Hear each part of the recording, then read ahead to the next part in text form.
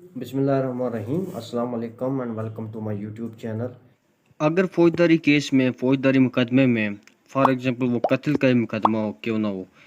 उसमें अगर medical report भी आ जाती है और मेडिकल रिपोर्ट भी इस चीज़ को टेस्टिफाई करती है, रेक्टिफाई करती है और इस चीज़ को अफर्म करती है, क्लियर करती है और कि वाकई फ़लाँ असले के साथ ये फ़लाँ वेपन के साथ ये जो ऑफेंस कमिट किया गया और इंजरीज भी पहुंचाई गई, तो क्या तब भी जो है वो अक्यूज़ जो है वो कनेक्ट हो जाएगा उस ऑफेंस के साथ। अब फॉर एग्जांपल दो कोई अक्यूज़ हैं, दो मुलजमान हैं।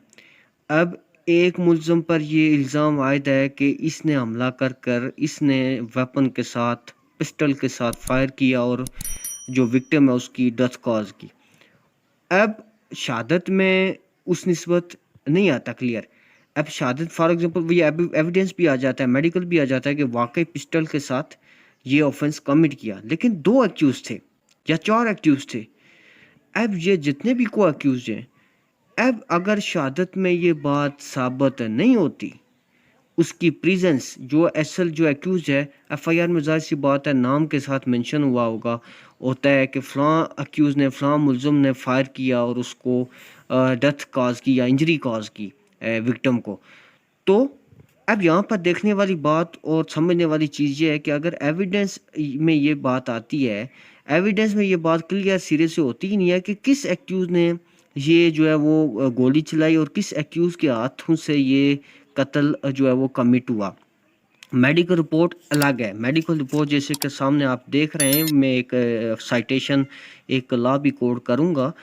Medical report is something else. Medical report तो इस चीज़ को जो है वो क्लियर कर रही है कि हाँ वाकई जो डेथ काज हुई वो वेपन यूज़ किया गया, इंजरी भी काज की गई, फिर उसकी ड्यूरेशन जो एक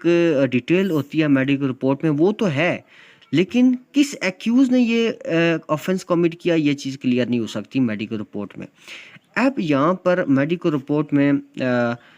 एक अलग बात आप ये शायद आपके जहन में आए कि फिंगरप्रिंट्स भी लिए जा सकते हैं, वो एक अलग सूरत हाल होगी। लेकिन यूजुअली ये जो मेडिकल रिपोर्ट होती है इससे ये चीज़ क्लियर नहीं होता, इस चीज़ से ये चीज़ जो है वो साबित नहीं होती कि फ़लाँ एक्यूज़ ने फ़लाँ मुलज़म ने ये ऑफेंस कमिट किया। अब जैसे कि मैंने आपको मिसाल दी, मिसाल के तौर पर मैंने आपको समझाने की कोशिश की कि अगर दो एक्यूज़ हैं या चार हैं या छः हैं, वो किसी शख्स पर हमलावर होते हैं, तो एफआईआर में किसी एक शख्स का नाम लिखा जाता है कि फ़लाँ बंदे ने ये गोली फ़लाँ बंदे ने चलाई, फ़लाँ बंदे के हाथों से वो बंदा मरा, बाकी भी मार रहे थे या बाकी भी हमलावर हुए थे, लेकिन मारने वाला फ़लाँ शख्स है। लेकिन मैंने आपको बताया कि अगर मेडिकल में ये अगर शहादत में एविडेंस में जो विटनेस होते हैं, आई विटनेसेस होते हैं, उनकी स्टेटमेंट्स में अगर तज़ाद आ जाए तो फिर उस स्टेटमेंट की कोई कानूनी हैसियत नहीं रहेगी। पेश गो के ये मेडिकल रिपोर्ट इस चीज़ को टेस्टिफाई कर रही है, क्लियर कर रही है कि वाकई वेपन यूज़ किया गया, वाकई इंजरीज पहुंचाई गई, उसकी वजह से डेथ हुई। लेकिन ये यहाँ से क्लियर नहीं हो रहा, जैसा कि मैंने आपको बताया कि उसी एक्यूज़ ने उसको जो है वो डेथ कॉज की। फॉर हो सकता है किसी दूसरे एक्यूज़ ने उसको जान से मारा हो या और कोई हो सकता है, लेकिन जिसका नाम लिया गया अगर वो शहादत से वो चीज़ जीरा बन, चूँकि क्रॉस एग्जामिन भी विटनेसेस होते हैं तो वहाँ से काफ़ी तज़ाद भी आ जाता है, तो फिर उस सूरत में ये चीज़ जो है वो एक्यूज़ जो है वो उसको बरी भी किया जा सकता है जिसके ऊपर ये स्पेसिफिक एलिगेशन होती है। अब ये चीज़ जो है वो पीसीआर एल जे 2022 पेज 387 में ये मेडिकल रिपोर्ट के बारे में भी कहा गया है। क्या कहा गया है? Medical evidence might only confirm the ocular account with regard to the receipt of injury, a local of injury, kind of weapon used for causing the injury, duration between the injury and death, but it would not tell the name of the assailants. अब ये medical report तो आपको बता सकती है कि फ़लाँ weapon के साथ ये इंजरी कॉज हुई, फ़लाँ वेपन के साथ डेथ कॉज हुई, लेकिन जो नेम ऑफ द असेलेंट से मुराद यानी जो हमलावर होने वाला शख्स है उसका वो नाम नहीं बता सकती वो मेडिकल रिपोर्ट। तो मेडिकल एविडेंस इस चीज़ से जो है वो आप इसको कनेक्ट नहीं कर सकते डायरेक्टली किसी भी एक्यूज़ को। अब उसके साथ साथ क्रिमिनल ट्रायल जो आप बाकी